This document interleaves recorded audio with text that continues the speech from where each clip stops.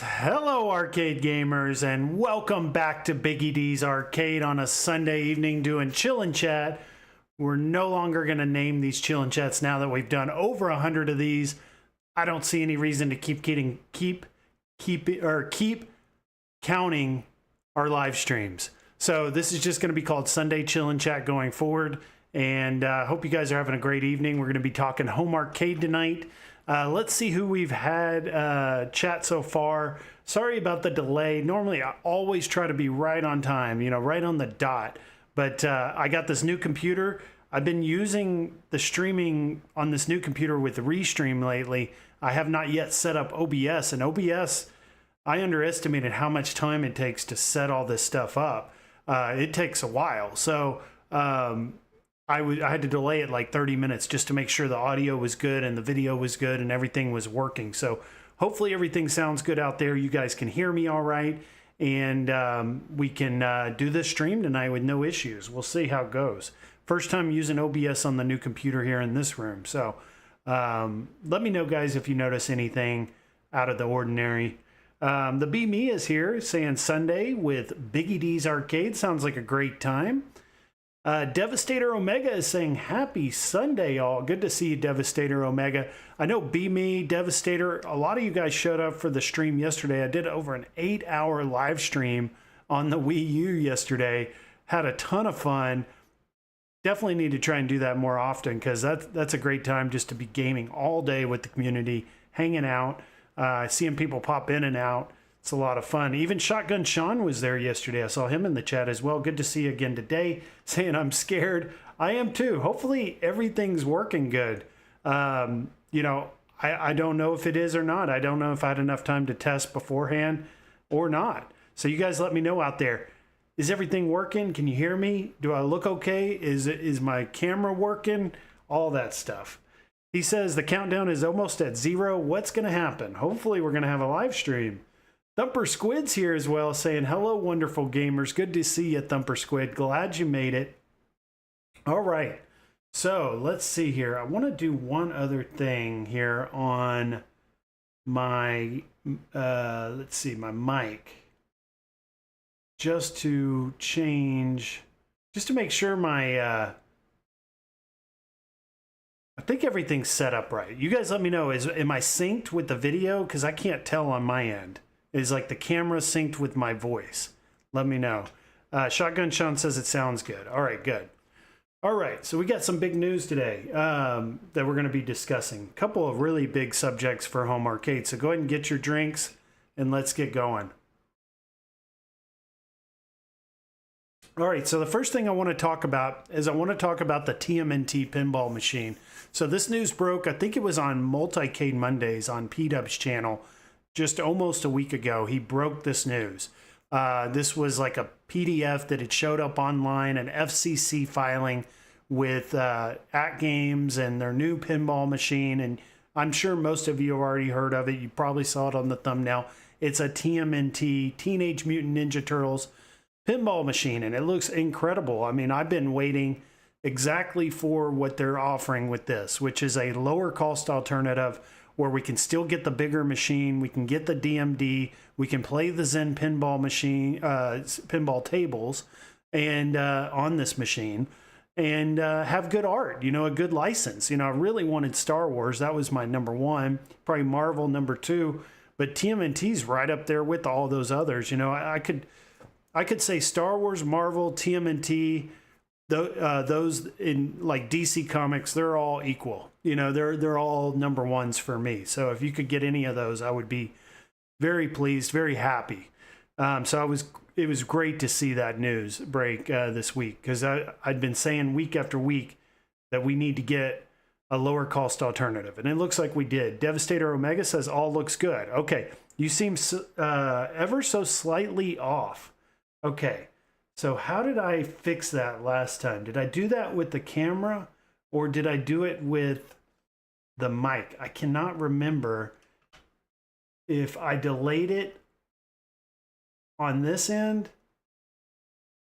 Oh no, great. All right. I don't want to mess with the camera, because if I mess with the camera, maybe it's better now. Let me check my audio settings here. There is a delay somewhere. Let's see. It's probably not something I'm going to be able to fix right now while I'm live. This is going to be something I'm going to have to tweak later, unfortunately. But if it's just a slight, you know, delay on the video, sounds fine, but the sync isn't 100% there on my side. Well, if you guys are okay, just wait in just a second. I can maybe fix that. Let's see. Okay, here we go. So open your video file with the delay calculator. Look at the peak in the waveform. Find the exact time. Sync delay in OBS. Sync delay OBS. Advanced audio properties. Okay. Let's go in there. Okay, this is where it's at. Okay. And I need to go, I think, negative. All right, am I better now? Am I synced better now? Test, test, test, test, testing, 1, 2, 3, test, 1, 2, 3, test. Is that better? I did a delay of 2 milliseconds on the sync offset. So you guys let me know, did that improve it?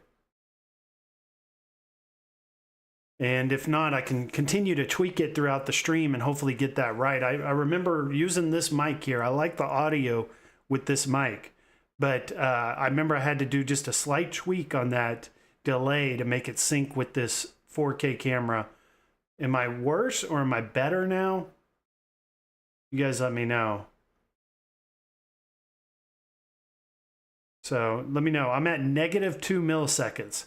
So if I need to tweak that just a little bit, let me know. All right, Shotgun Sean says, Traveler, good to see you.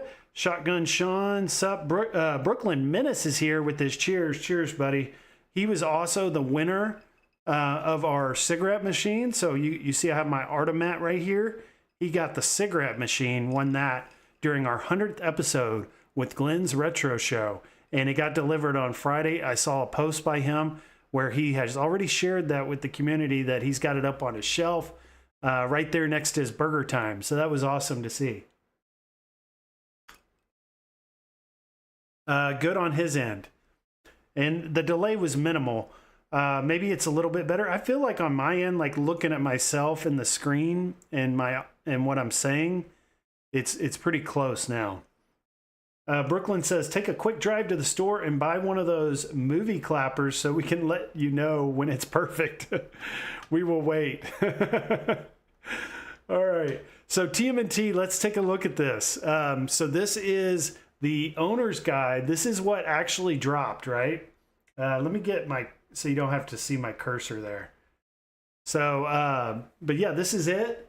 This thing looks amazing, in my opinion. I mean, I like the classic Ninja Turtles. I guess I could say, like, let's start with the positives of like the outside of it, and then I'll give you guys what I don't like. So the positives are it's TMNT, which is like top tier franchise to get.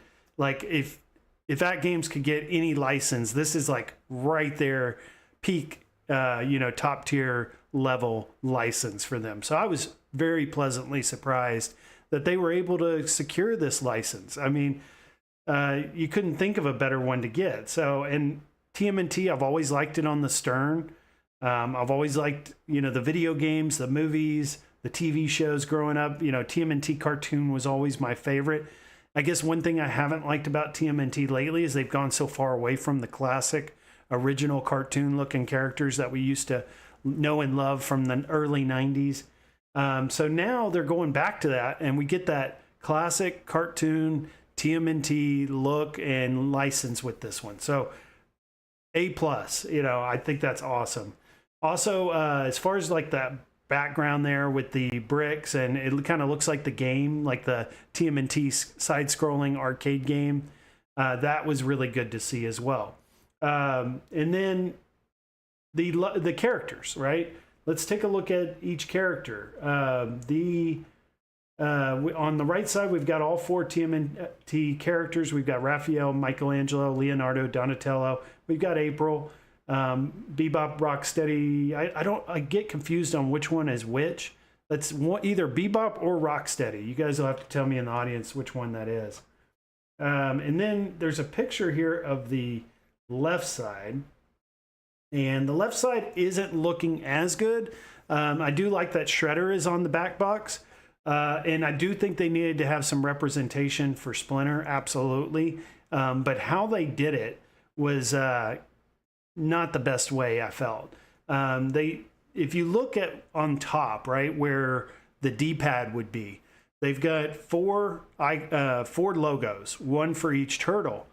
And they essentially took that logo, which would have been Splinter, which would have been perfect there on the top, and they put it down on the left side there towards the front. And I just thought that was a bad choice to just throw that on there like that. If they would have left just that Splinter off entirely, I would have been much more pleased with this overall artwork.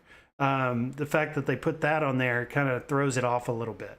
So I don't know if they still have time to make a slight adjustment like that and to remove that Splinter, but they could do that, right? Just take that off and it would look much better because it doesn't fit the theme of the artwork. Everything fits the theme, I feel like, except for that Splinter there. The Splinters really should go on the top, like right here where the D-pad would be, make those logos a little bit smaller and have 5. Have the 4 turtles and Splinter there right next to the D-pad. Just make them smaller, or leave it off entirely if you have to. So that, I would say, is a negative. But outside of that, I'm liking everything I'm seeing. Like the turtles shell there on the speaker grill looks really good.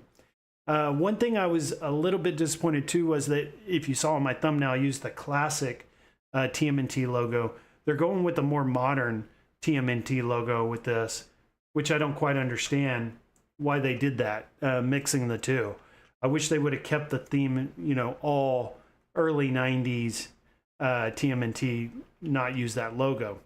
But I can oversee that. It's not terrible. It's not bad. It looks okay. Now, looking at the back glass there, that is not the actual game back glass. That word on the street, that is Data East. So that is not going to be what we're going to see in the final product. That's just kind of something they slapped in there, probably just for the FCC filing and for this PDF to give everyone an idea of what that's going to look like. So that there is your TMNT artwork. I think it looks really good. Now, let's look at the rest of this. So this is just benefits of ownership. We can read through that at a different time. The highlights here. TMNT table built in. So you're going to get one in-house, probably Magic Pixel developed TMNT table. So it'll be a single pack that will come with this. And that will probably be available on the 4KP and maybe even the well, it may not be on the previous HD because that's a lower end chipset. and it looks like they're kind of moving away from that chipset with this. It's kind of like they're leaving that in the past now, the previous HD pinball with this one. So this TMNT may not actually release on that old Legends HD pinball. Also, we've got a Pinball Net subscription, advertising that, App Store access, connecting computer, being able to basically OTG, I think is what they're advertising there. It says join weekly family tournaments, challenge friends, and earn prizes and top rankings. I guess talking about the pinball tournaments that they do each week, the Flipper Friends. Big screen, big fun. So these are the same size screens we were getting on the 4KP, which is nice. They're just not 4K. It's going to be a 1080p display. 60 frames per second, I would say, is going to be the plus here. It's going to be the thing that really stands out to me, is that they're advertising 60 frames per second with this 1080p display and running these games at that resolution. So that's great, right? Steady frame rate, solid 60 frames per second. If that's consistent throughout the game the entire time, I think the 1080p may be better, may look and play better than the 2K Zen tables do, or trying to push them up to 4K on this board. And then they're advertising 64 gigabytes of storage, and then it's made for shared play, a full height cabinet. So this is the same cabinet dimensions and size as the 4KP, which is a big one for me. Seeing these in person, these are pretty big compared to the HD Legends and the arcade 1-up pinball we've seen before it. Brooklyn Menace says, I really love the cigarette machine. It looks great displayed on my new floating shelves. Thanks again, Biggie D. Absolutely. Glad you won, and thanks for supporting and being a part of our 100th episode. Mike Hawkhurt says, good evening, Biggie D's Arcade. Hope your thumb has recovered from yesterday's stream. Yeah, that was a long one, 8 hours, but you don't even think about how long when you're streaming. It went by so fast. I had a great time. I wanted to get through all those games and play them, and we got through all of them and had a great time with it. Thanks for hanging out with us. Pixelated Traveler says, I'm surprised Stern doesn't have some weird deal where no TMNT could be on digital pinball without their permission. Yes, that makes a lot of sense, being that they have that TMNT Stern out that's still for sale. They still are producing those, I believe. I think that's why they've differentiated it so much with this artwork, going with the classic Turtles. It's going to look and feel a lot different than what the Stern offers. And that may have been something they had to work out ahead of time to make all this happen. So looking ahead here on this PDF, and thanks to P-Dub's Arcade Loft, he's the one who sent this out to me, and that's why I'm able to share it with you guys today. Devastator Omega says, hearing people getting locked out of their AtGames pinball machine and can't play them offline, if true, that's a pass for me. Yes, that's a tough pill to swallow, I would say, with the these issues that people are having with their AtGames 4KPs after this most recent update, where they're getting locked out. And then I'm seeing a lot of stories out there from people that are on the payment plan and they're getting locked out. Some people have already paid off their entire purchase, right? It's paid off, and they're getting locked out for financial reasons, saying that they're late on payments and things like that. That's absolutely unacceptable. So I hope that they can start to get these issues resolved. And again, that's why I've always encouraged people, wait for a good deal so you're not overpaying for these, because it's a lot easier to handle issues and to deal with, AtGames not doing their job when you haven't paid full price. That's why I like getting clearance items or deals that are like half off, because if I ever run into issues later on down the line, it's a lot easier to handle that issue. It's a lot less stressful because at least at the end of the day, you didn't pay full price, right? So that's why I try to always do that whenever possible, especially on the home arcade purchases, because these companies aren't as big as the major players in gaming, right? Like PlayStation and Nintendo. They don't have the backing and support and employees, the employee count and the resources to be able to overcome a lot of these things. So AtGames being a smaller company, you have to kind of prepare yourself that you're going to have to deal with a little bit of this stuff. But there has to be a line, right? We have to draw a line in the sand. Where does it stop?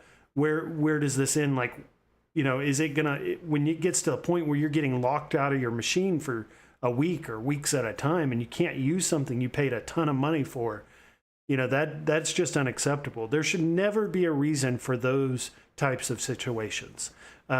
Everyone should be able to access their machine. Everyone should be able to play it.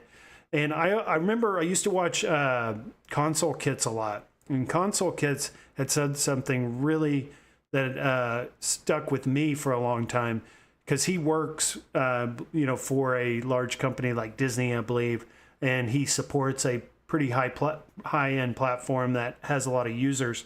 And what they go by and their standard that they go by is they cannot have more than 99.8% downtime at any given year, right? So it's you're always expected to have some downtime, but it's got to be so minimal that you set that standard and it can never drop below that. Well, AtGames doesn't seem to have that vision in mind. They don't have a goal in mind. They don't have a standard set for their company. And that's where they're going wrong. They need to figure that out somehow, because people are going to just stop buying their stuff. It'll get to the point where it doesn't matter what you offer. It could look amazing. It could be perfect in what you want, but you're just not willing to buy it because, the standards they've set for themselves. So hopefully they can overcome that, especially with these great products it looks like they're about to be bringing. Ojib's here saying his arcade rug came in the mail. Awesome. I think everyone's prizes arrived from our 100th episode with Glenn. So Mikey, he's already sent me a picture of his Slurp cup. He's already gotten that. Ojib's already gotten his arcade rug. And we just heard there from Brooklyn that he's gotten his cigarette machine. So happy to see everyone confirming they've gotten their stuff, and that even getting some feedback that they're already enjoying their prizes. The Rexer Show, Boogie, I think he meant Biggie. Please disclose your relationship with AtGames and Iconic and John D. So I don't have a relationship with AtGames. I don't have any communication with the company. I've never even contacted them about my AtGames Legends Ultimate, even as a customer. So I've had no communication with AtGames from a customer perspective, from a influencer perspective. I've never contacted them or been in touch with them as representing myself as Biggie D's Arcade and having a relationship in that way. So there's nothing to disclose there. And then for Iconic and John D, I do keep in touch with John D from time to time. I actually got a chance to chat with him today because I'd reached out to him. I wanted him to come on the show today because we're going to be talking Iconic Arcade, and I wanted him to share updates with us. So rather than me speculating or giving my opinion, we can just get it right from the source and get all our information in one live stream. He said that there's potential that he may come on here soon. He's going to kind of do there's going to be a period where he's going to go on probably a lot of live streams and give updates on his products and on Iconic Arcade and the Street Fighter XXL. And it sounds like we're in consideration, at least Biggie D's Arcade YouTube channel is in consideration for him maybe appearing here, possibly. I don't want to give any, I don't want to get anybody's hopes up because he may decline later on. He hasn't committed yet, but he is considering. Mike Hawkert says offline mode does work on the 4KP, but if you don't forget network after activating it, your tables will require login every time unit detects an update available. Interesting. And the Rexer Show says they need to get you in the influencer group. And yeah, if I was to get this machine, right, I would definitely be ready to start that process and to become involved in that influencer program, because it would just help me as a creator get better information more quickly to you guys. I wouldn't have to go through other sources or, Reddit forums or Facebook groups to get that information. I could just get it directly from the program. So definitely. Now, right now, the only product I have of theirs is the Legends Gamer Pro, which I never play. and then the Legends Ultimate. But I've kept the Legends Ultimate offline. I don't ever update it. So I don't really have any connection to AtGames outside of I own the machine, and I mostly own the machine for OTG and then the few games that I enjoy that were stock on the machine. But I never updated, I never connected, so I don't really have a reason right at this moment to join that influencer group. But in the future, if I was to buy this, absolutely 100% I would want to be a part of that. MSU Rich is here saying, hey, Biggie D in chat. Good to see you, MSU Rich. So this is the new packs. They're going to be offering, it looks like single packs now. So instead of having to buy like the entire rare pack and get your Sea of Thieves, Killer Instinct, Battletoads, let's say you just like one of those, you can now just get Killer Instinct, for instance, or Sea of Thieves. I like that idea. That's what they should have probably done from the start. And then they do have a new color, it looks like, for these single packs as well. So those are coming soon. Looking here at the unboxing and assembling your device, and it looks like we're getting the same plunger. We're getting the flipper and nudge button in the same placement. We're getting the rewind and back button there. All looks the same. One thing that I do notice immediately is there's no coin door. But from what I've heard from a lot of people in the community that have the 4KP, they weren't very high on that coin door to begin with. It was really small, kind of awkward looking already. So getting that off of there could be a plus, right? It could be an incentive to get this one because you don't have that ugly coin door on the front. Some people seem to not enjoy it, or it doesn't appeal to them to have one. So I'm right there with a lot of those folks that have that opinion. It's a small area there on the front. There's not much room for a coin door to begin with. You're really just kind of stuffing that in there to raise the price is how I feel. So get it out. You know, anything we can take off of this machine that's unnecessary, that wasn't done right to begin with, I'm all about getting it off the machine and lowering the cost. So this is perfect for me. Now the D-pad looks a little bit different. If I really zoom in on this, it looks like we're getting a different D-pad, which is great because if you guys remember, especially with the HD, right? The Legends HD, which Kevgred, I just noticed, is in the chat. He's got the HD Legends Pinball. A lot of people have said that D-pad can be troublesome. It can be hard to navigate the menu system. And a lot of people had to end up getting that arcade control panel. Well, with this, hopefully this is a new D-pad that functions better and its usability is easier to navigate the menu system. So that's just something I've seen. I've not heard that out there a lot. You know, I haven't heard anyone this week talk about that. That's just something I noticed that I may have even put in a live chat this week and maybe no one followed up on that comment. But glad that I was able to stream tonight to let you guys know if you hadn't noticed that yet. Mike Hawkhurts also says, my Gamer Pro is going to be ripped off the pedestal and likely forgotten the minute the Buy Stuff 3-wheel deck arrives. Yeah, my Gamer Pro, I hardly ever use it. I used it a couple times when I first got it. I really only bought it because it was back when Brooklyn Menace was doing those live streams every Friday, and they were doing like gaming night where everyone had bought the Gamer Pro and the standalone AtGames game deck. And I was like, you know what? I'm going to get one too. I want to be a part of the group. But I only played it like 1 or 2 times. It's kind of a mess to set up. And it's all like Bluetooth and stuff. And it just doesn't work that well. So really, my Gaming Pro has been left just for parts. If I ever need buttons or sticks or something like that for my AtGames Legends Ultimate, I've got them. You know, and then also if like my game deck ever starts failing on me, you can actually put the Gamer Pro into that AtGames Legends Ultimate and it'll function and fit right in there. So I might just use it for parts and as like a backup for my Legends Ultimate if ever needed. And I paid $40 for my AtGames Gamer Pro. I bought it used in great condition. So $40 and I got a bunch of parts. I'm happy with that. Because any of those kind of parts would be hard to find, and then to get them through AtGames would probably be quite expensive. So this is that left side we were just talking about earlier. This is just talking about the system setup and navigation, how we're getting that same UI that the 4K has, and that new HD ALU has that was sold this year. So this will be more of a wheel that you can navigate through rather than just having the tiles. And it also gives us all the functionality of the 4KP just in HD. Some people like this UI, some people do not. It's, you know, each their own. I've not had any experience with it yet, so I can't judge it because I don't really know what it's like yet.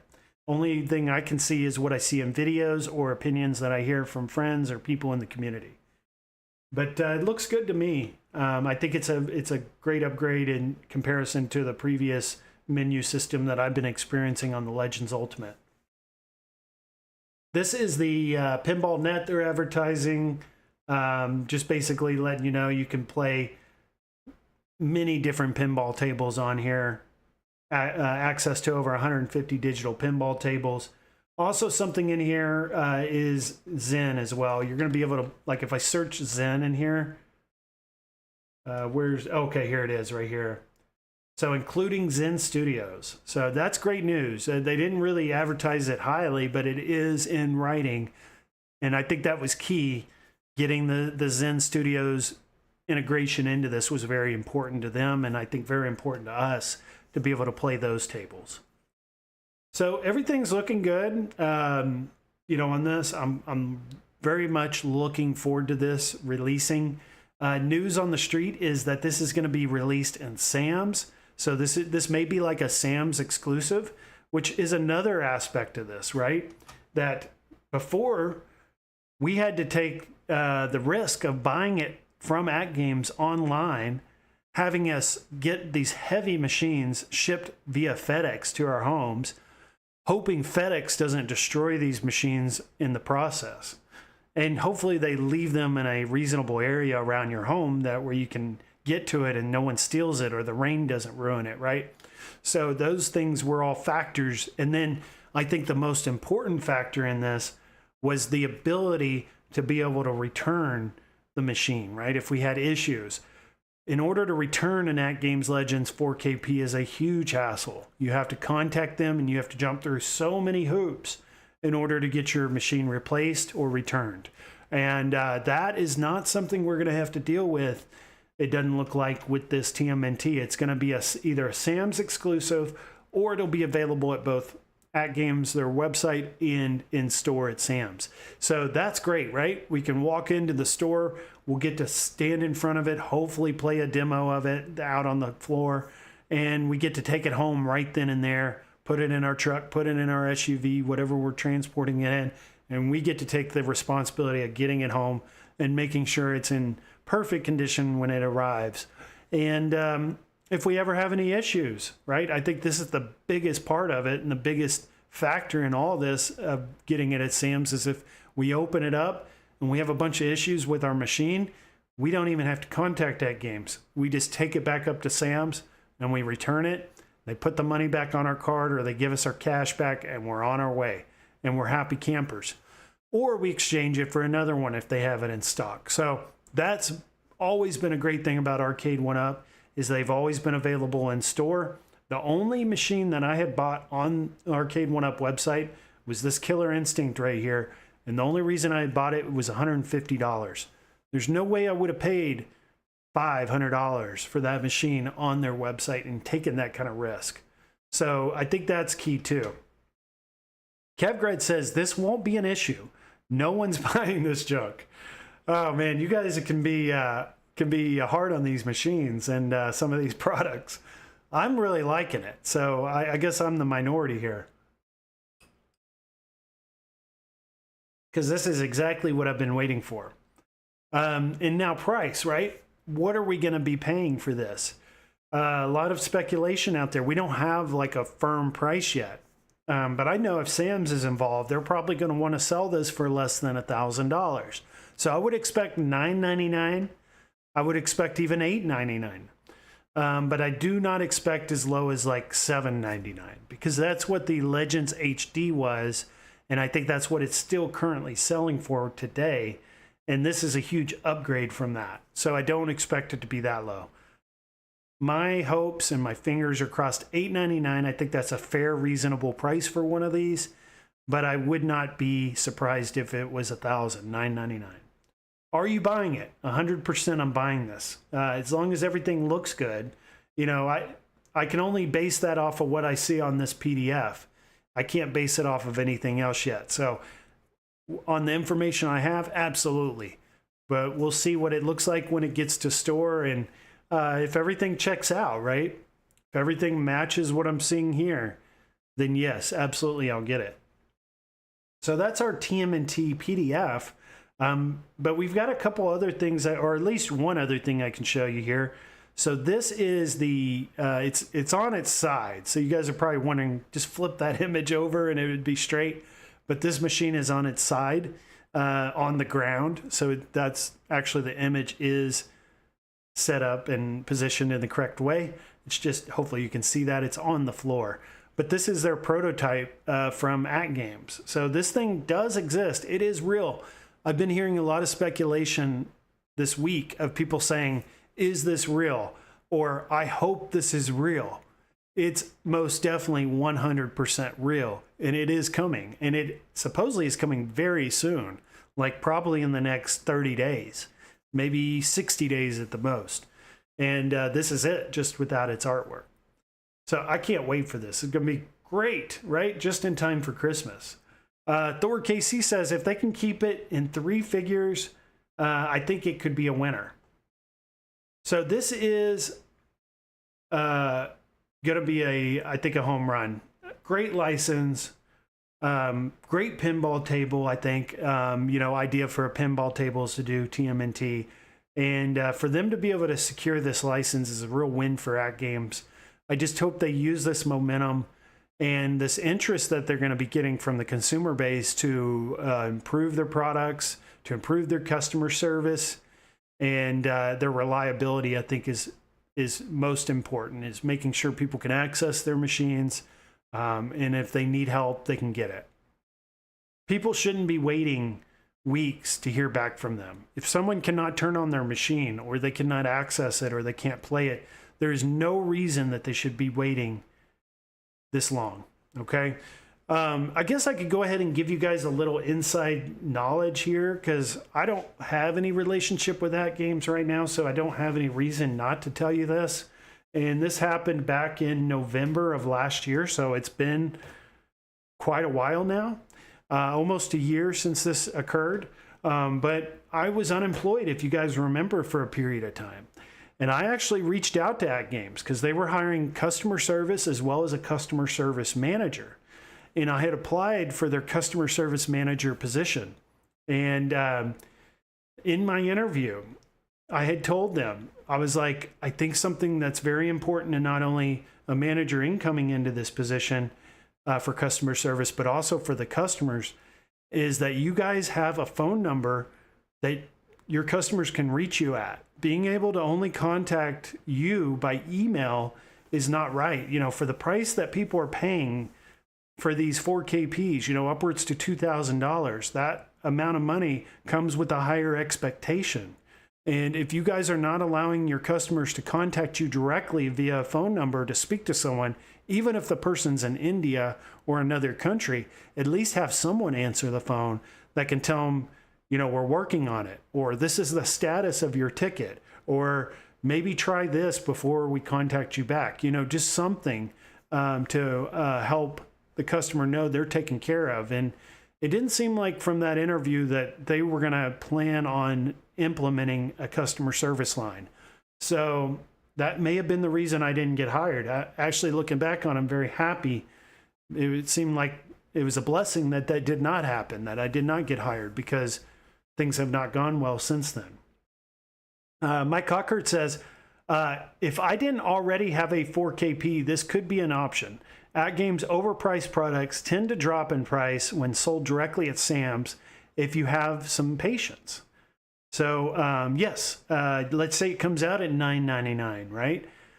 Wait till after Christmas. See what stock is still available. In January, February, they may start clearancing those out. you may be able to get it for $700 or $600 or even $500. If you guys remember the Legends HD Pinball, I think it dropped all the way to like $350 at Sam's. So, you know, that's a very high likelihood that, you know, some of these aren't going to sell immediately, and you could get an even better price by waiting it out a little bit.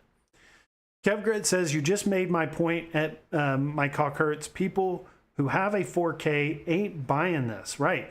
That's key right there. The 4KP people aren't happy either, right? Something I've noticed this week after watching Retro Legends and Tomato Grass, and I get Tomato Grass and now Console Fanboys call Tomato Sauce. I get the two confused.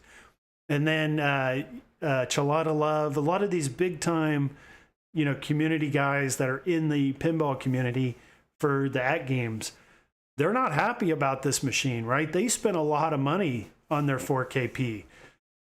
Some of them still own the HD. You know, not everyone is really happy about this. Now, the people that have waited, that did not ever purchase one, it's perfect for us. But for some of those that never got the option of buying this, that maybe overpaid a little bit or feel like they overpaid a little bit for what they got, are not satisfied or not happy to hear this news. Or at least that's the sense I got. I don't think people are right out saying that, but that's the sense I'm getting from my observations. People who have HD ain't buying this. The rest are casuals just playing on the controller. Thor says, it's not for me. He says, I already have a Jurassic Park 4KP, but putting that rock chip towards a higher frame per second instead of DPI and save some money on the screen is the way to go.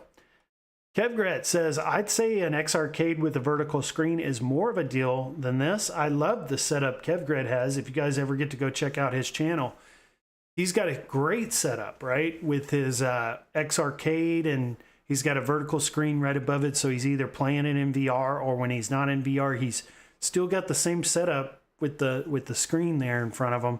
You could go that route too. And that's the decision I'm going to have to make. Do I go X Arcade or do I go AtGames? Because I'm not going to probably be able to buy both of these.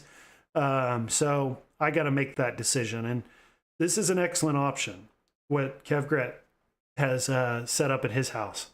Mike Cockert says, I think it would be an option for those with HD since it plays Zen tables, but I'd suggest a tank stick before this. And Rensler is here. He's saying, at KevGret, I'm about to throw down on the Golden Tee Go PGA. Definitely going to add that to the game room with the Game Room Solutions pedestal. Very cool. That's a great setup, right? You don't have to go and get the full-on Golden Tee pedestal. You just get the Go and then get the Game Room Solutions pedestal. That saves you a lot of money. And then you still get a similar setup. PB&J's here. He's saying he bought the HD ALP for $350 at Sam's. That's the one I wish I would have got. I remember when that happened. And there were a lot of people out there. I think even Bill's Retro Show was one of those that got the deal of $350. And I forgot what was going on at that time. I just don't think I had the room, or I just didn't have the motivation to get out there and go get it. But looking back on it, I regretted not taking advantage of that deal. And Mikey Yoon's here. He's saying, hey, what's up, fellas? Kev has an amazing Golden Tee coming soon. Also, I've been following Mikey on Facebook. He just got a cat. You'll have to let us know about your kitten, how you like her. Is it a she or a he? Yes, here he says, I adopted a kitten today, LOL. You have to tell us a little bit about your new kitten. It was really cute. I know you were considering a dog as well. And the dog looked really, he was really cute looking as well, and looked like he needed a home. I was hoping he found a home. Pixelated Traveler says, I gutted my HD because the screen was failing. Well, that's no good. Hopefully these screens are more reliable than the newer ones.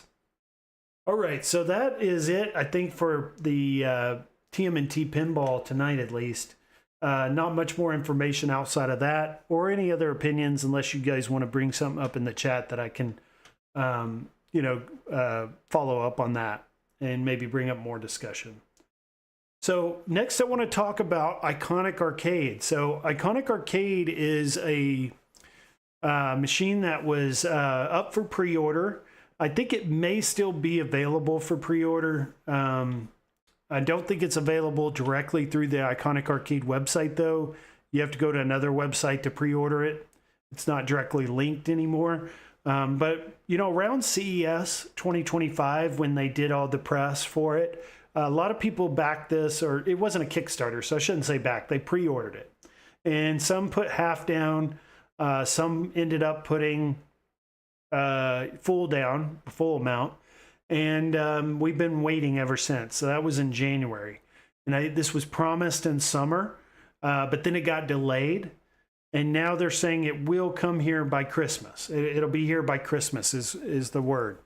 And they did say back in January at CES that there may be some changes, right? There could be some slight alterations and changes, that this was just a prototype, that, you know, there wasn't going to be some, you know, exact design that they were going with yet, that this was just giving us an idea of what you were going to be pre-ordering. But we knew it was going to be Street Fighter 2, The World Warrior, and it was going to be Street Fighter Alpha 2. It was going to have a lot of different Street Fighter games on it, as well as some extra games. It was going to have, what was it, a 19-inch screen, right? 4x3. So let's take a look now, because we've got some updates. We've got quite a few updates. So this is one of them. This is going to be the dimensions of the machine.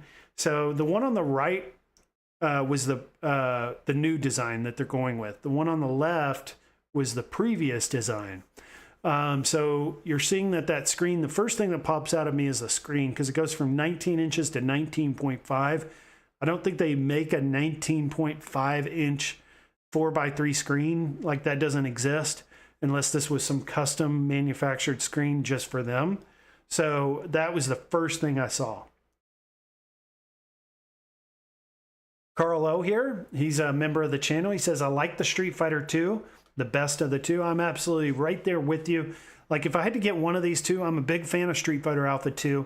Actually, of the Alpha series, 2 is my favorite. I think it's more underrated too, because 3 seems to get all the love like Alpha 3 does, when in fact, I think Alpha 2 is the better game. But in competition and things like that, it seems like Alpha 3 seems better for that. So I would also be right there with you. I'd go for the World Warrior Street Fighter 2 on the left. And I like the color yellow. It really pops on this one. I like everything about it. I'm really digging it.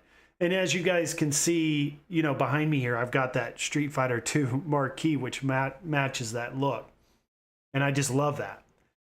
Mikey Yoon says, I never understood fighting games. They aren't online, if they aren't online. Yesterday I was playing Tekken Tag 2, right? I didn't spend a lot of time. Like, if it was online, I may spend hours playing it.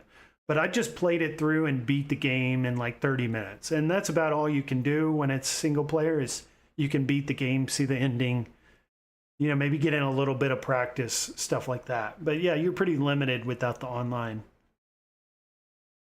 So the dimensions, right? So well, my understanding and what I've been hearing is that this has a widescreen 16:9 monitor, and that they're just covering that up with the bezel. So you see the bezel at the top where it's very thin, right? It's very slim there.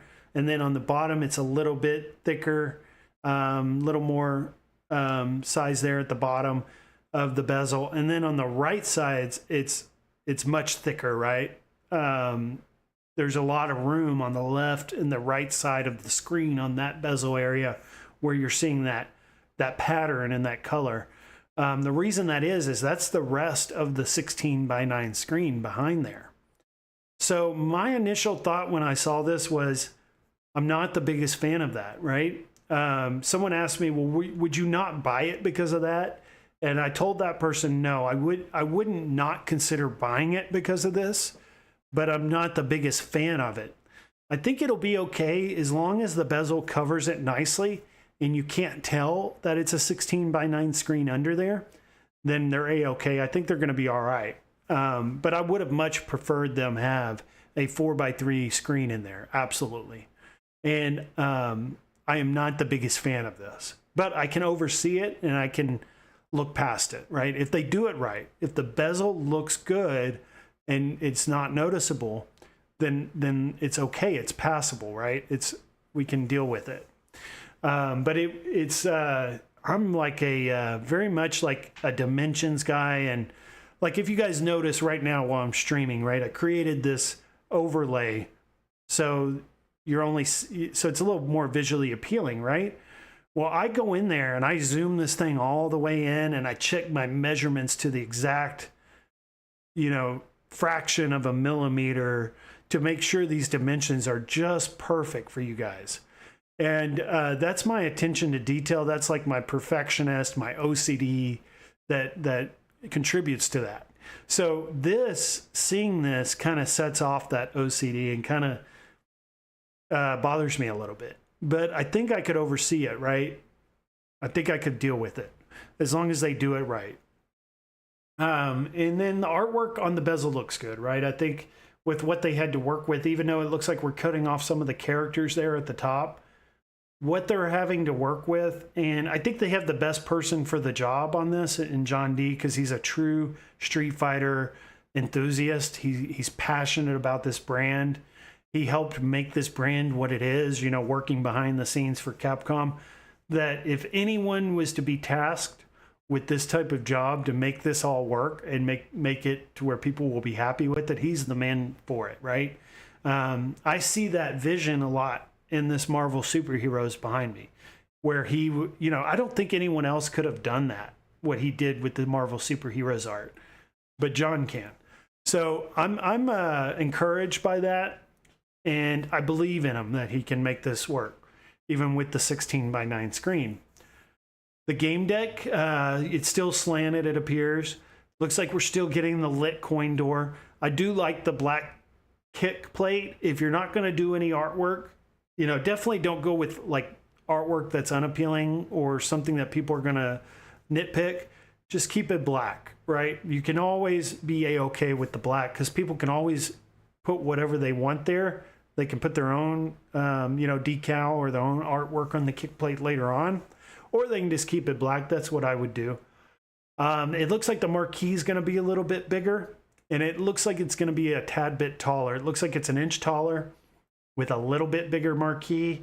So that all looks good. It really kind of makes me think about the NBA Jam XL. If you guys remember the arcade one up, NBA Jam XL, how big that marquee was, how great it looked. That's kind of reminds me of it with this look. So Rexer says 16:9, laughing out loud. Yep, I mean, I'm right there. I'm not the biggest fan of it. Ritual Dell is here saying he's late to the party. Good to see you here. Thor KC says it isn't a big part of the point of the iconic XXL is that it isn't on the Raspberry 5, that it can run rollback code, and even for Alpha Plus. Yes, so this is promising like online netcode, rollback, all that to make the online work good. These games should work perfectly on this new Raspberry Pi board. So that is a big point to this. Jabba's Game Hut is here. He's saying evening all. I'm sure you can pull the code off the factory reset the Pi if you know what you're doing. Talking about trying to put other games on it if you're not happy with the games list, or you're not happy with how they integrated things, or the online doesn't work and you're just not going to use it, and you want to reset that board, input whatever games you want on it. I think you could do that. I don't know how you're going to lock out a Raspberry Pi, because that's the whole point of getting a Raspberry Pi, is it's open and moddable, and you can install whatever you want on it and input whatever games you want on it. So I don't think they can lock it down in that way. Should be pretty simple for us to bypass that on our own. And Devastator Omega saying willing to get one, but I really don't need to see the UI working. Does it have lag like the Switch 1, or is it smooth and easy to navigate? And Kevgret says, if the arcade 1-Up couldn't sustain an audience, how can this? 1-Up sold way more than John will. Well, John's doing some things that arcade 1-Up never really did or weren't able to do. One of them was to have quality online for the games. You know, he's promising that good connectivity to other players throughout the world to be able to play competitively online. He's also giving us right out the gate XL cabinets, almost full-size cabinets, which it seems like Arcade1Up has always shied away from. Yes, they've released some XLs, but not very many. He's coming right out the gate with one that's bigger and better than the ones we've seen from Arcade1Up. He's also giving us some of the features that Arcade1Up would never do. This is promising sand wall buttons or sand wall clones. So that's nice, right? We've always wanted that with our purchase. We're getting it. We're also getting the lit, I think, coin buttons for the coin door. Hopefully quality sound, better speakers, better looking marquee. You know, this is gonna be that semi-translucent marquee throughout the whole marquee, where the color should spread throughout that marquee pretty well and look great, especially on this World Warrior that we're looking at here. And just the authenticity to the artwork, you know, keeping that all accurate to what the original arcade would have looked like. Let's see here. Rexer Show says $750 for a Pi and a 16:9 monitor with high latency. He's not too high on this. Brooklyn says it has a few top-tier cave shoot-em-ups on the cab. Yes, we're about to get into that here in just a moment, or that games list. So I'm glad you brought that up. Johnny Blaze is here. He says, Home Arcade is done. They're not as affordable as the $299 to $399. There are far more better options at this price. And I feel you on that, right? I'm a huge shopper. My whole point of creating this channel back when I created it was the deals and shopping for home arcade deals, saving money. And Arcade1Up always had those, right? They always had these markdown clearance, get them out the door prices, right? Where you could get them for 150, 200 bucks. And we've seemed to have forgotten about those days because it's been so long. But the only way we're going to get back to those days and that time is to mass produce these cabinets at full price and have a bunch of people buy them. Once we get a lot of people in the community, or a lot of people that are passionate about these cabinets, and they start buying them up at full price, that's when it opens the door for the people that were waiting, that are trying to get lower prices, to have that ability in that window to be able for that to happen. That will never happen unless these are first successful and people purchase them at their MSRP or right at the full price. So I encourage people, you know, if you love this cabinet and you want to get it, get it. If you don't feel like you're 100% on the cabinet and you want to save some money, I absolutely encourage that as well, because I'm right there with you. Very rarely, actually, when it comes to home arcade, very rarely do I ever pay full price. You guys should have known that by now. But there are things that I do pay full price for. And one of them is like the New Wave toys. I've paid full price for New Wave toys many times. And the reason that I do that is because I support them. I think they're a good company. I think they're a good group of guys. And I want to help them grow, and I want them to be successful. And there's a lot of people out there that feel that way about Street Fighter 2, or they feel that way about Iconic Arcade, or they're just that passionate about Arcade1Up and they see the similarities in the Iconic Arcade that they want to support it as well. So I encourage both. I encourage the people that want to pay full price, but I also encourage the people that want to wait it out and save as much money as possible. Carl O says he had no luck with the Pi 3 or 4. All my rock chips work, and I've had 10 of them. So I have a Pi 4 in this Marvel Superheroes right here, and I've had no issues with it at all. The only issue I can see is that some of the games that used to play great on it don't seem to play that great anymore. So, and I think that could be, these are the higher end games that probably are pushing that board. Like Primal Rage, for instance, used to run great on it. Now it doesn't seem to anymore. And I think that's just because I need to like reconfigure the board. I need to figure out how to clear out the memory and the cache on it so it can run optimally or optimal. So that's on me, just not doing my research and spending the time to figure that out and how do I optimize it. The Garage Gamer says, what's up, guys? But yes, I'm glad you brought that up. Just to follow up on that, Carlo, I'm glad you brought that up because people need to know that information. You know, when they're buying things, they don't always know the full story. They may just get my experience. It's always good for people to hear other experiences as well because theirs could be different. And then they can gauge, you know, they can make a informed decision based on that information. So that's what's great about like live streams like this, where everyone's engaged and everyone can contribute because it helps everybody. Tomato sauce is here. Biggie, ever think of doing dog vlogs? You never showed off your new puppy. Yes, unfortunately, that puppy I only had for 10 days. I had lost my job basically like 4 days after getting that puppy. I got laid off. And it was due to economic downturn. It had nothing to do with my performance or anything like that. So it was really unfortunate. And I just had only had the dog 10 days. And she was peeing everywhere. And I was trying to find jobs. And I was really stressed out. And I was like, you know what? It would probably be better for the dog to find a home that's more stable at this moment because they're in that puppy phase and they need a lot of attention. They need a stable atmosphere. And I just wasn't going to be able to give that puppy everything it needed. So I had to make that tough decision to put the puppy up for adoption just 10 days after getting her. And luckily I'd found a family. They came over. It was a mom and dad and 2 children that were in their early teens. And they came over and they fell in love with her instantly and paid me what I paid for the dog and took her home. And they just live right down the street. They were like, if you ever want to come over and see her, absolutely do. I never took them up on that. Probably break my heart to go see her now because I would be like, want her back. But I've been looking, you know, to follow up on that, I've been looking at dogs at the shelter. I don't think I'm going to go straight for a puppy again like that and pay a high dollar amount for that. I think I'm going to go to a shelter and just get like a mutt that needs a home, that looks like a good dog that, you know, that I care about or feel like I have a connection with. And maybe a dog that's a year or 2 old already. I don't want them to be too old though when I get them because they don't live forever, and I'd like to get them at a young age so I can spend more time with them. But a new dog will come in eventually. But like I have other things going on. My sister's about to have a baby. I'm gonna be traveling for that.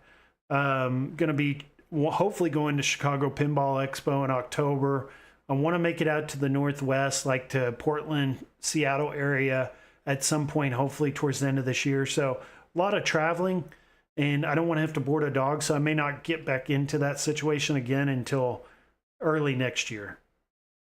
Carlo says ALU is still the best overall multicade for the money. I still love my ALU. I actually have been still messing around with it. You know, if you're one of those people that like to, you know, just mess with stuff and tinker, then the ALU is perfect because I've got like this little handheld, kind of like an Ambernick. It's called a Pal Kitty. And I've got it all configured now for my ALU. So whenever I don't want to play the games that are on it, I can just plug it in OTG to this little handheld and play Sega, play Super Nintendo, play 32X, play Dreamcast, play PSP, play Station 1, all that on my ALU. And I've been having a lot of fun with that. And then I've got my laptop because I just got this new gaming PC, so it freed up my laptop.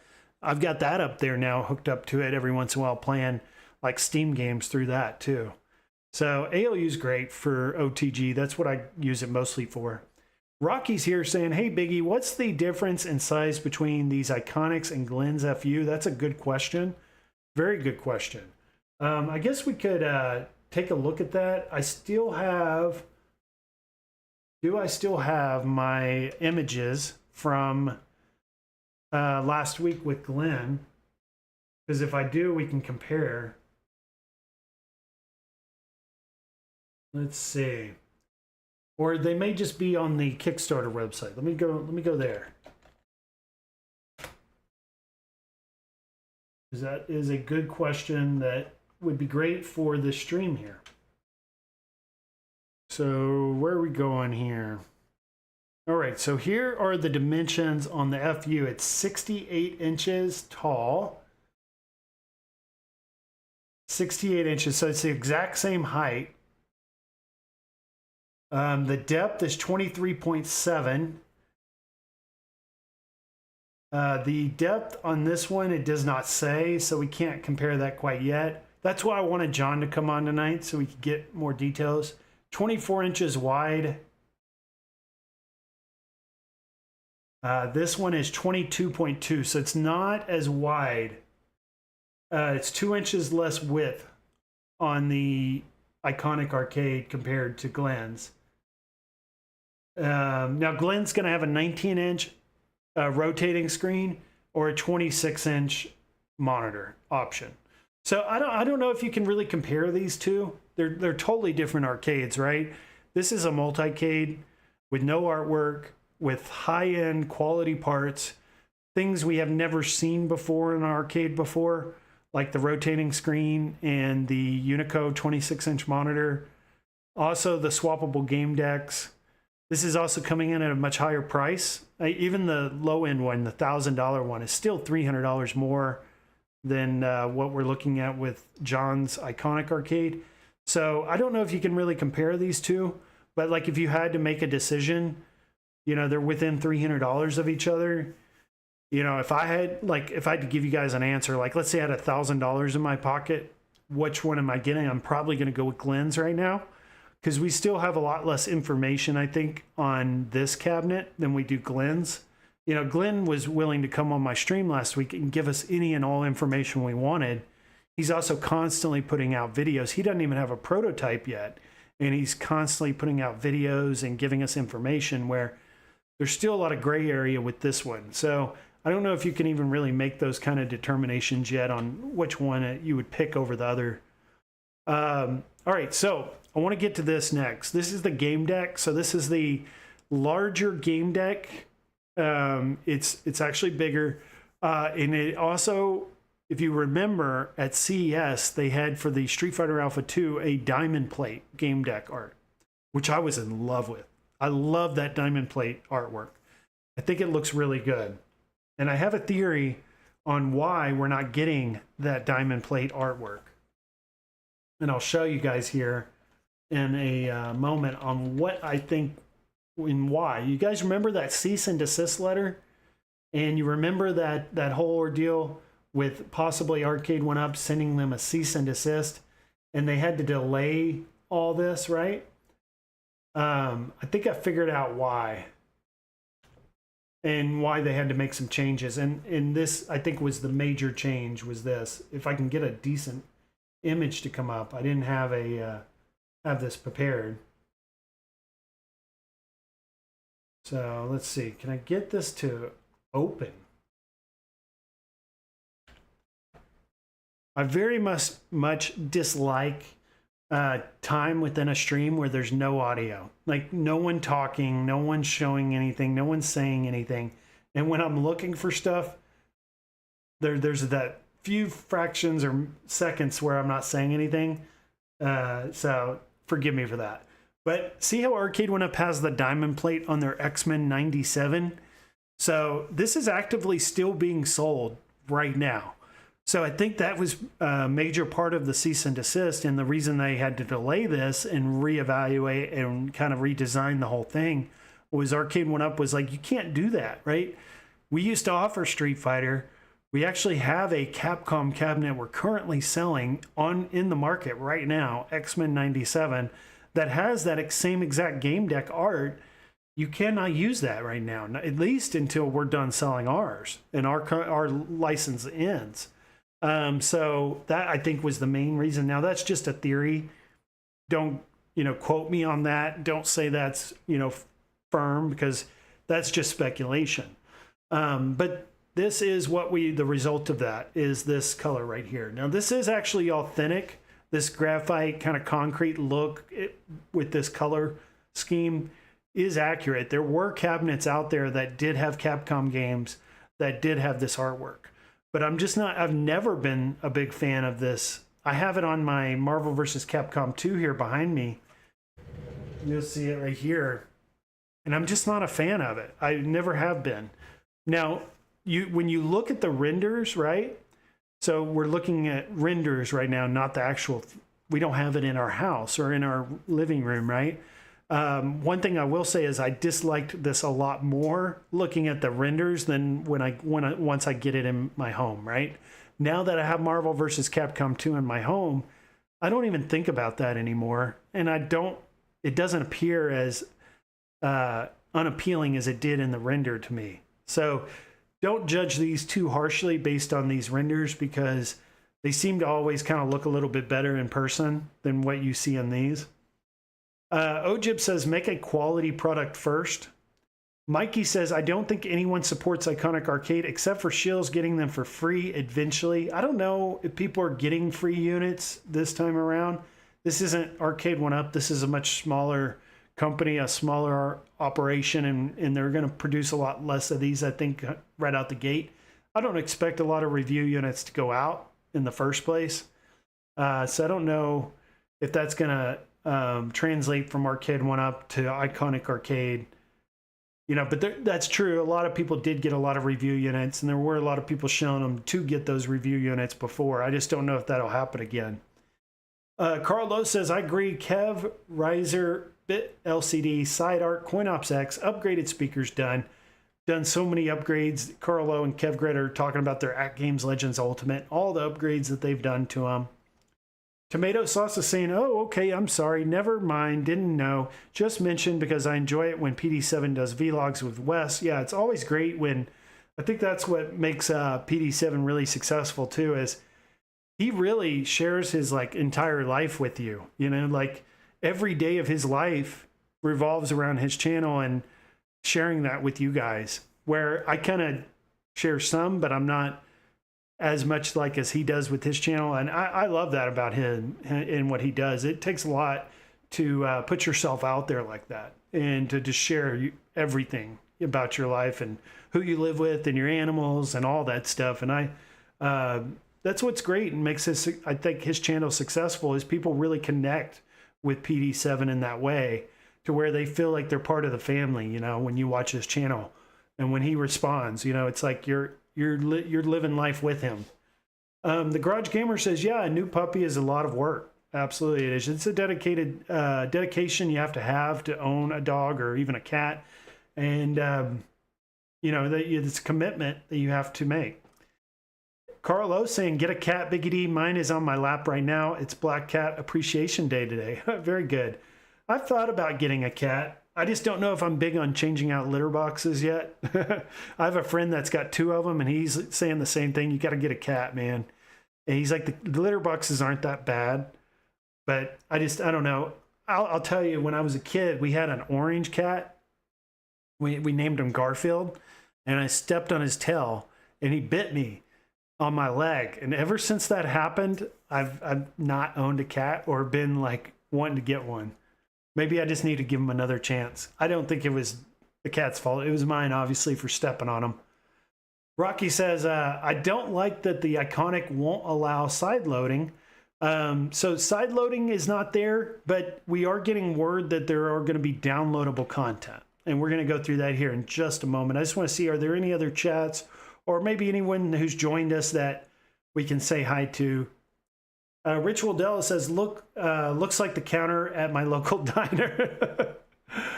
Israel Gaming says, laughing out loud, nobody is getting free units. Yeah, I don't think with this one that's going to happen. And if they do, they're going to be very selective, I think, in who they choose. They need to be. Jabba's Game Hut says, Mike B will be gutted. He's already got a buyer for his. All right, so talking about, you know, side loading games, there is going to be downloadable content. So this is a image. Actually, John D shared this. I'm part of the Iconic Arcades, which is the Media 1-Up fan group on Facebook, and I know a lot of people like James Hates Everything. There's others out there too. I don't want to just name him, but there's many others too that have like inside connections with a lot of people and they seem to get a lot of these images before everyone else does. And rather than go through hoops and have to contact people and say, hey, can you share this with me, and beg people for images, I just went straight to the Facebook group and I said, John, can you share the UI images with us so I can share it on a live stream? And he uploaded them for me, and that's how I got these. But I'd found there's an Iconic Arcade Reddit page as well. And these are on the Iconic Arcade Reddit page too. So I've joined that and bookmarked it. And I should be able to get a lot of what I need off that Reddit page. Neo Hyper 64, if you recognize that name from Reddit, he's on top of this stuff. He's always putting that stuff into Reddit, making it publicly available. So I'll be able to get this quickly. So this is the like shooting games list. It looks like there's going to be shmups in there, which is great. Fighting games, we're going to get a ton of fighting games. The first thing that stuck out to me was, you know, you got the Street Fighter 2 Hyper Anniversary Edition, which came out on the PlayStation 2. So we're getting some of those later releases in the Street Fighter series. If we're going to do a widescreen, rather than put the bezel over the 16:9 screen, right? Hear me out. Rather than do that, just do the 16:9 screen. Have like some bezel artwork on the black bars on the side that we can switch out. You know how like the anniversary collections, how they let you change out the art on the bezels? Just do that. Like the ALU does, the AtGames Legends Ultimate does. Do it just like they do it. And then I think what would really kind of make all this fit, right? Kind of make this all fit and make that 16:9 screen a positive rather than a negative is, you know, use your connections, John, use your Iconic Arcades connections to get the HD Remix Street Fighter. I had that on PlayStation 3. It was one of the first PlayStation 3 games to come out. So it came out not too much later than this Anniversary Edition came out. So we're in that time area within, you know, 2 or 3 years of each other. Just push Capcom to throw in Street Fighter HD Remix, which was a widescreen version of the Street Fighter game, because it would look amazing on that widescreen, and then it would all fit, right? And you wouldn't have to cover it up. People wouldn't be upset. People would be like, heck yeah, we've got HD Remix on there. That's why we've got a widescreen. So let me just get an image up here so you guys can see this. And you will know what I'm talking about here. This is HD Remix, which is essentially Street Fighter 2 just in HD with the widescreen format. And that's the route they need to go. Somehow, if they're still in the planning phase and they're still finalizing this stuff, right? Figure that out. That's my advice to them. If I could give them any advice, that's my advice. But they're not likely to be able to make that happen. It looks like they've kind of already made their decision on what they're going to do. And they've probably thought about that already, I would imagine. So here's another image that John had sent me. You can even see his name up there. It's connected to the internet. But you see these locks, right? We've got our beat 'em ups now. We can see Street Fighter 3's on it. We can see Alpha 3 is on there, Alpha 2, all that stuff. So we're getting a really badass games list with this. Incredible games list. If you're a Capcom fan, you're going to love this cabinet. Steps Gaming, she comes to mind to me with this because she's like a huge Capcom fanatic, right? And she had said Friday, she's like, if they do it right, and these games play great online, and it all fits, right? And it all plays well, and it's optimized for this Raspberry Pi, and everything comes together, right? She's going to have a very hard time not buying this. And I think I'm going to have a hard time not buying it too, because I'm a huge Capcom fan as well. And if you guys are looking behind me, I still do not have a Street Fighter cabinet. I've been waiting for the ultimate Street Fighter cabinet to arrive that Arcade 1-Up never made. That Street Fighter XL that they never made with Street Fighter 3. That's what I've been waiting on, and it's finally here. I mean, we're months away from it now. So I'm going to have a hard time not getting this if it all works and plays well. And then I think what's key with this too is the ability to download new games. There's many Capcom games that they're going to have access to throughout the lifespan of this machine, and they're going to constantly be adding games to it. Now, will these be paid for downloadable games, or are they just going to, you know, throw these extra games in as they acquire the license? I would hope they can make a little bit of money. You know, I think that incentivizes them to bring us more games and better games if they can make a little bit of money. So hopefully they charge, right? I think that's capitalism. That's America, is for us to be successful and make money. I want them to be successful. And what comes with that is better products and what would be better games on this cabinet. So I hope that that is the case. We still don't have, though, firm word on any of that. We just know that there will be the capability of downloadable content, and the games list can be expanded over time through that ability. Kevgret says, inside connections, grifters, grifting info.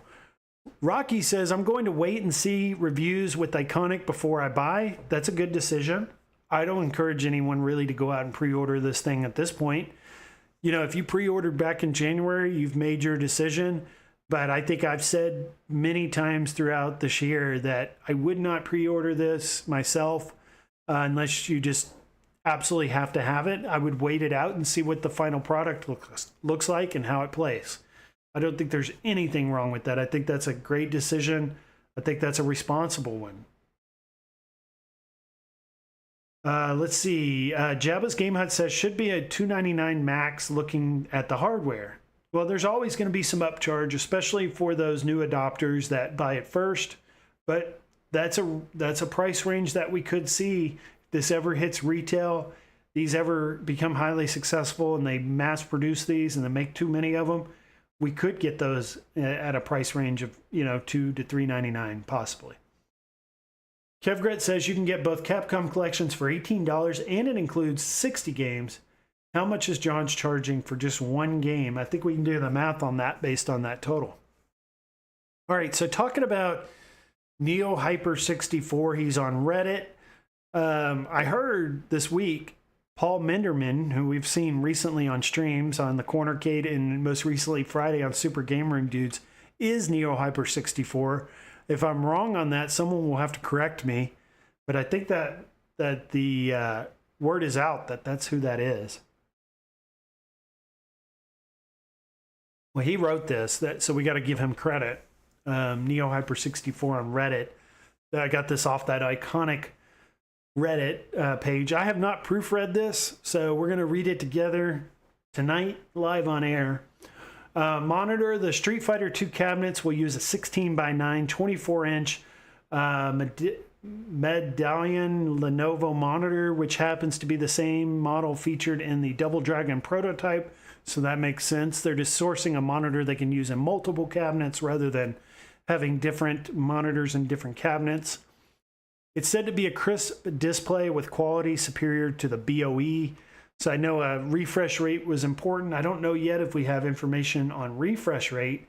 We just know it's going to be a crisp display with quality superior to the BOE. Controls are going to be buttons and joysticks that are high quality Sandwall clones, comparable or better than the AtGames. Component delays. Main reason for release of a delay was component cost and availability. Pre-orders were held back to avoid pricing uncertainty and potential losses. Quality commitment. Despite delays, quality and cabinet size were improved. Okay, so they made a bigger cabinet. Pre-order customers will retain their original price. That's good. They're not charging anymore. Future pre-orders. Considering reopening pre-orders, closing closer to shipping. So there is no pre-order right now. I was unsure on that. Now we've got confirmation here. Pre-orders are closed, but no guarantee of the $6.99 price. So if they reopen the pre-order, it may go up in price, actually.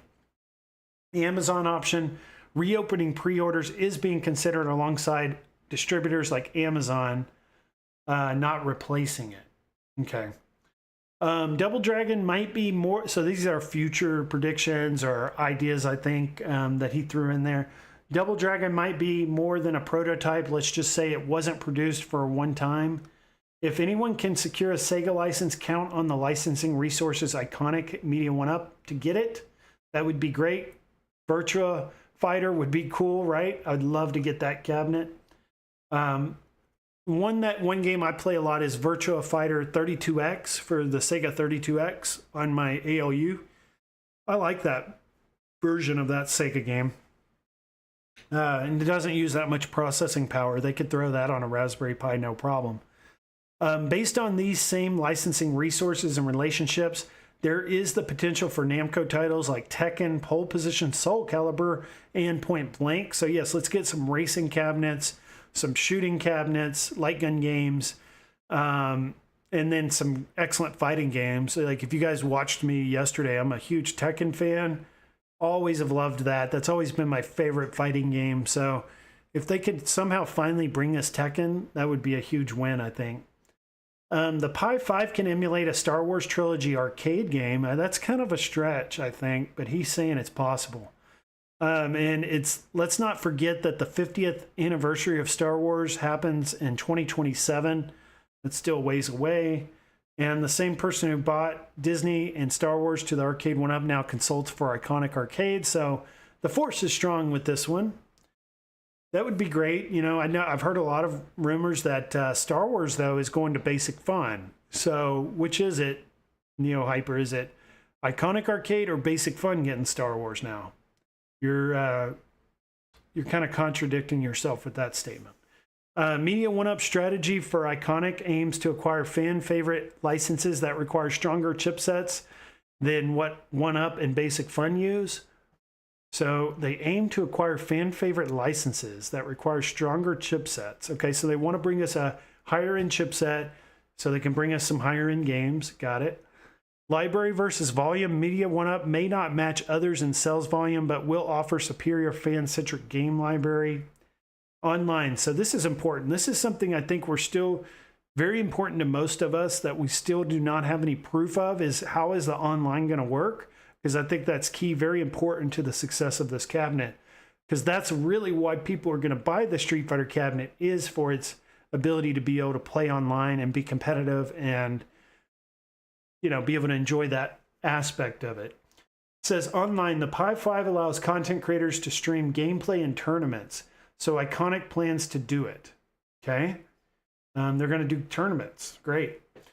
That's good. They need to do that, you know, get into Evo and not only advertise it and market it at Evo, but have a tournament going on there with your cabinets. Sizes. Most cabinets will be 68 to 72 inches tall, but varied in shape to mimic the authentic cabinet proportions. I think we can tell that the dimensions are XL. It looks like Iconic Arcade are going straight XL. I don't know if we're going to get 3/4 scale or smaller cabinets with them. It looks like they're going to be going XL, which is great, because I think that's something that people want, that arcade one-up could not really do or provide, where a large number of XLs are enough to you know, really feed the demand of that. Kevgrit says, why isn't John saying this on the Shield channels? He was everywhere when you wanted him to buy this. He's been out of the news, out of the spotlight for a period. Sounds like he's going to come back here very soon, though, to clear the air and, you know, give us more information here soon. That's upcoming. Tomato Sauce says, do we know if these games will be online, peer-to-peer? We don't have any firm word on any of that yet. I think that's still a very important part of this whole process of getting this, is we need to get those questions answered. Kevgret says he's Neo Hyper's just blowing hot air. That's his opinion on it. All right. So that's my news on Iconic Arcade. So we did exactly 45 minutes on the TMNT AtGames Pinball, and we equally did another 45 minutes on the Iconic Arcade XXL Street Fighter cabinet. So I think we did pretty well with timing today. But we're going to next just get into some Wii U. If you guys saw me stream this week, I did an 8-hour marathon stream on my channel yesterday. If you haven't checked that out, go at least watch a couple of minutes of it, skim through it, see what games I played, see if any of those games intrigue you or you're interested in, because that was a really fun live stream. I'm going to have to try and do that again. I'm going to need a break. I'm going to have to take a month break before I try and do that again, because that's an all-day thing. But it was a lot of fun. And it's something I've been wanting to do for a long time. I've been wanting to do a big-time Wii U live stream for like over a year. And I've just been putting it off. And then finally I was like, I'm going to do it. And when I did it, I was so happy. It was so much fun because this system has been kind of forgotten about, and it never really got the, the recognition it needed to get, and it was not successful. It was kind of a failure for Nintendo, and it was unfortunate because it was a very underrated system. It's a very powerful system. It can run games at the same quality as the Switch 1, if not the Switch 2, I feel. The games look amazing. They look incredible. They play great. There's great library games, and they're going for really cheap now. You're finally able to get these games for next to nothing. Seems like if you're good at eBay shopping, good at eBay bidding, and you just, consistent with it, you can, and you don't overpay. I think that's a big part of it too when you're doing this kind of collecting of retro gaming, is that you don't overpay. You stick to your guns, right? Like I'll have an idea in mind of what I think something's worth, and then I'll pay less. I'll only offer less. I'll bid less, or I'll make offers for less, and I start very low, and then they come back and they counter offer, and then I counter offer, and sometimes it works, sometimes it doesn't. You only get 5 chances to do that, and sometimes it doesn't work. You just wait another week, and then you try again. And you got plenty of time. These games aren't going anywhere. They're not making any more of them. And the systems are only going to get older, and people are going to play them less and less as the hardware starts failing. So you just have to be consistent and stick to your guns, and you'll get good prices. So this one, I've been playing Tekken Tag 2 on that system for a long time, but I never got the full experience because I was playing it with like the Pro Controller or the gamepad. And I've always wanted to get a fight stick, but the fight sticks have always been unreasonable when I looked. They've been in the hundreds of dollars. Well, this came about where this guy was offering this for $80 on eBay. He was in Anchorage, Alaska, and this Wii U fighting stick, or this is actually a Wii fighting stick, but it works on the Wii U, and via the Wiimote, you plug it in, connects to the Wii U, and I just threw an offer out there, $40. I'll offer you half of what you're asking for it. And guess what? He accepted immediately. And it got shipped out from Anchorage, Alaska on a Sunday, and it arrived here on a Friday. And I plugged it in. Works great. Stick is great. Buttons work perfect. It's like there is like a little small mark there on the front. Just right there on the front. You'll see there's like a little mark there. But outside of that, it's in perfect condition. Functionally, it works great. It's got these real clicky, like sandwall style buttons. It's got a very solid joystick to it. And I was playing Tekken Tag, and I ran through Tekken Tag and beat the game in like 20 minutes. No losses. Even the bosses, no losses. Just killed it. This fighting stick is awesome.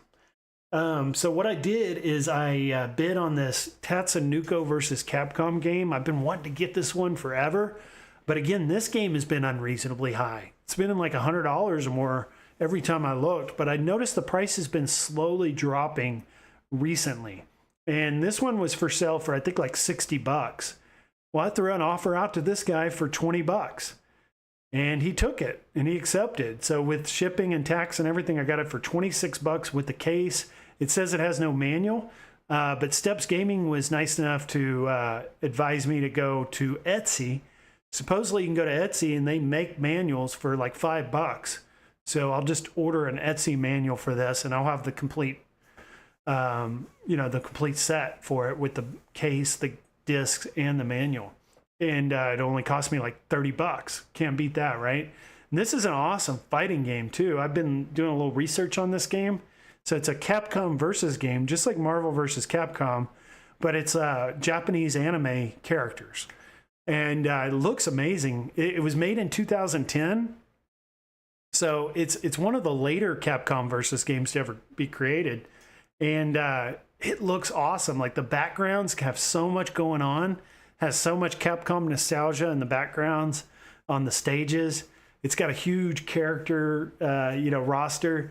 It's got a lot of representation for Capcom in there. Some characters I'm not even really familiar with, that I'm really interested to learn who these characters are on the Capcom side. And then on the anime side, I don't watch anime, so I have absolutely no idea who these other people are on the left side. But I'm looking forward to the opportunity to learn who these characters are and their moves and how they fight within a fighting game like this. So I just can't wait for this to arrive, and I'll be streaming this with you guys so you can check it out. And unfortunately, it's not online anymore, so I can't play it online.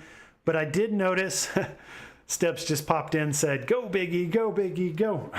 Because we were talking TMNT today, and I'd said that, go Turtles, go Turtles, go. From TMNT 2, the movie, Secret of the Ooze. But yeah, I saw that there are ways to play this competitively online. I don't know how people are doing it, but there are ways. And if I really fall in love with this game, I may have to find a way to get that set up. Retro Tech X is here saying, "Nice get. Thank you, man. Appreciate it. Good to see you in the chat." Thor says, "Kevgret, you make a great point that Fightcade or new fighting games and a fight stick could steal the market out from Iconic, but right now there's still room for someone to do it right." RTX says, "Nope, gave up and just connected everything to the PC instead." Maybe talking about OTG and playing he's a big pinball guy, right? He's in that AtGames pinball community, which I follow a lot. I'm friends with a lot of these guys. I think they do a lot of OTG for their pinball games. So this is that game. That one's coming, and I got an excellent price on it. If you guys were watching the live stream yesterday, I had an active bid going on for the Star Fox Zero. I still have not. I played the demo yesterday, which is a pretty deep demo. It's got all kinds of training modes on all the different vehicles, and it's got some story stuff in it and everything. Great demo.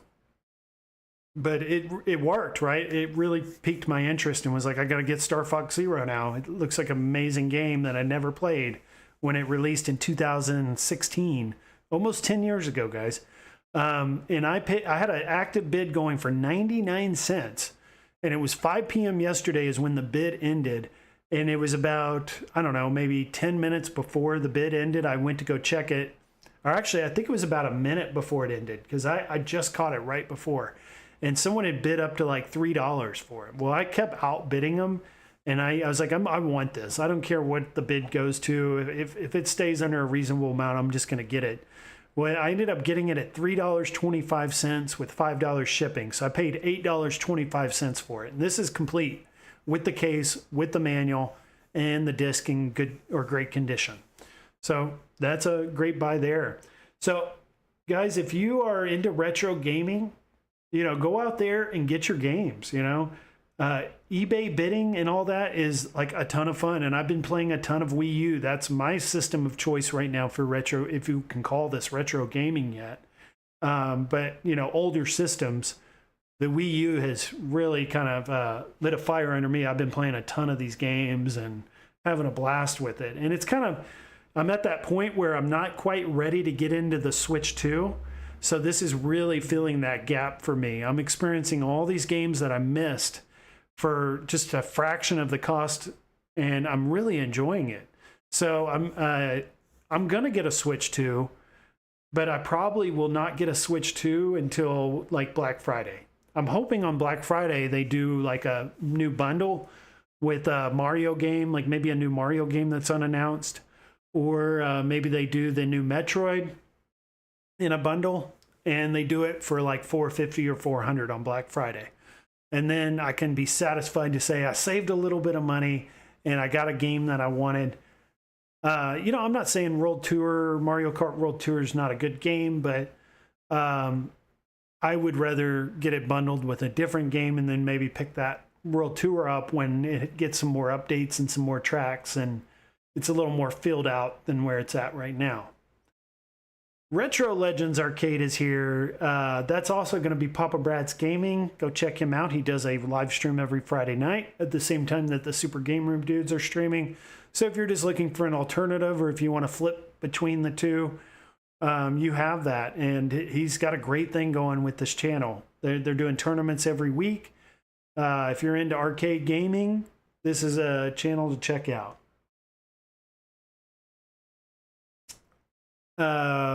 Tomato sauce, which I saw on P-Dub stream tonight. during their Mario Kart World Tour stream was killing it on the course in Mario Kart tonight. He says, I hope Switch 2 gets more games this year. There's not a lot now. I'm getting bored. Yeah, and that's not where I want to be. I want to just wait it out a little bit longer, save a little money, let those games that are waiting to get released, and then get the system. Very rarely do I ever jump right in and get one. Kind of ironic, the Wii U is the system that I jumped on, and I bought that at the beginning of 2013, right after it released. And I was making a ton of money at that time, and I had just sold my boat, and I had a bunch of money in the bank. I was like, I'm just gonna run out and get the Wii U, and that system ended up taking forever to really get off its feet. You know, you don't have to get these systems when they first come out. Even PS5, I got a couple of years after it released, and that's one of my more recent systems, and I even got it late in a couple of years after it released. No reason to jump on anything day one, unless you're just wanting to live that whole experience of waiting outside and all that. I know, like, Brooklyn was in the chat, if he's still in there now. He really enjoys standing in line and doing that whole experience of camping out and getting the system the very first day. And then if you stream your content, you're on Twitch or YouTube, you get to do all that day one, and a lot of people enjoy that. Tomato sauce, Kev, I know you did. Hopefully Metroid 4 comes out soon. I hope so too. I was watching Stream Friday, which was Garage Gamer, which was a recent guest of ours a couple weeks ago with Steps. And they were talking about Metroid and what's your favorite Metroid game. And it was funny. I said, I've never played a Metroid game, not even the Super Nintendo. Did it come on NES? I never played it on NES. All these years, I've owned all those systems, and I've never played Metroid. But the new one, I may jump into because I like first-person shooters, and this one looks pretty good. So if I get the Switch 2, that may hopefully be my first game. If not, hopefully they make a bundle with that game, and I get it thrown in.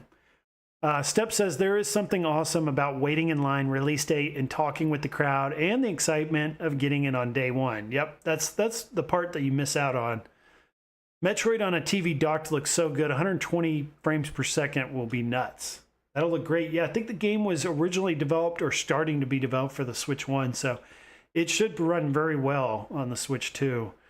Brooklyn Menace is saying Switch 2 has a game changer for me, with DK Bonanza being one of the best Nintendo games he's ever played. That's a strong statement. I've been hearing a lot of comparisons to Mario Odyssey. I think that's right. Maybe the same developers. But yes, been hearing great things about DK Bonanza. I was playing Donkey Kong Tropical Freeze this weekend on my stream. Really enjoyed that game, and I know it's not anywhere near what you guys are getting with Bonanza. I know that's a much better title. So yeah, I'll be looking forward to playing that one. So there's a big golf tournament. P-Dub's Arcade Loft, if you guys know who he is doing a Walkabout Mini Golf Tournament. He brought this up, and then he followed through with it. He's actually going to take the time out of his day to organize all this. He's going to actually do a live stream and broadcast this entire tournament on his channel. And, you know, that takes a lot of time out of his day and a lot of effort to organize and do all this. I really appreciate that he's doing that to bring the community together. And then I thought it was really cool of him. He's like, you know, I got a lot of beef with a lot of people out there, but I want anyone and everyone to be able to join this tournament. I don't care who they are and what's going on with us. I just want everyone to come together and let's get a golf tournament going, and let's compete. Let's broadcast it to the masses, and let's have a lot of fun with this. So this will be the first one that he ever does, and I just can't wait for this to start next Saturday. It's going to start at noon Pacific time next Saturday, and then if you're really good and you move on, it'll go into Sunday. But looks really cool, and we've got quite a few people out there already registered for this, but I think there's still some openings left. So if you guys want to join, definitely do. If there's any moderators that have a link to the registration of this, if there's still any openings, you can throw it in the chat. I'd appreciate it. That way, if there's anyone watching or anyone watching the replay and you can still get in, definitely do, because the more the merrier. The more competition we get, the more successful it'll be, and the more fun I think overall we'll get out of it if we get more people included. I've sent out a lot of invites to people, several in the chat actually. Some have accepted, some have declined, and I hope the ones that declined change their mind and join us. I think it'll just make it that much more fun. And then also, if you guys have certain things that are bothering you about people that are involved in this, don't let that stop you. Just come have a good time, compete. And if you end up, squashing your beef and you guys end up, mending that relationship, you should do it. I think that, like I said in a recent stream, I'm forgiving a lot of the people in the community for things they've done. And then I've also asked, and I've also apologized for things I've done. So I just hope that we can all do that because, again, I'll just reiterate, we're not here forever. We live short lives on this planet. And there's no reason for us to be at each other's necks, causing drama and talking bad about each other. If people are doing things I don't like or I don't agree with, maybe a lot of times I should just keep my mouth shut. It's not really my business to comment on it anyways. I think there is a line, though, where, there's periods where that is required. You do have to speak up certain times. But even when that happens, I think we can forgive each other. I think we can look past things that we don't agree on or things that we don't want to be a part of. We can let our voices be heard and still respect those other people and maybe let some time pass, forgive those people. And I think that's a big part of making sure those things don't happen again is just being aware of it and knowing where people stand. And that's what I'd like to see. So hopefully we get more people join. I think this is a good opportunity to bring people together. So go check out the Walkabout Mini Golf Tournament that's going to be going on next weekend. And then if you're not going to participate, definitely spectate. You'll be able to do that on P-Dub's Arcade Loft's channel. He's going to live stream this entire thing. You'll see me in there. You'll see a lot of others in there. Brooklyn's part of the tournament as well. He's saying I'm in the tournament, but I haven't played in a while, so I expect to get knocked out pretty fast. Same. I'm not that great at mini golf, but who knows? Maybe I get into the tournament and I have a great day and I do well. We'll see.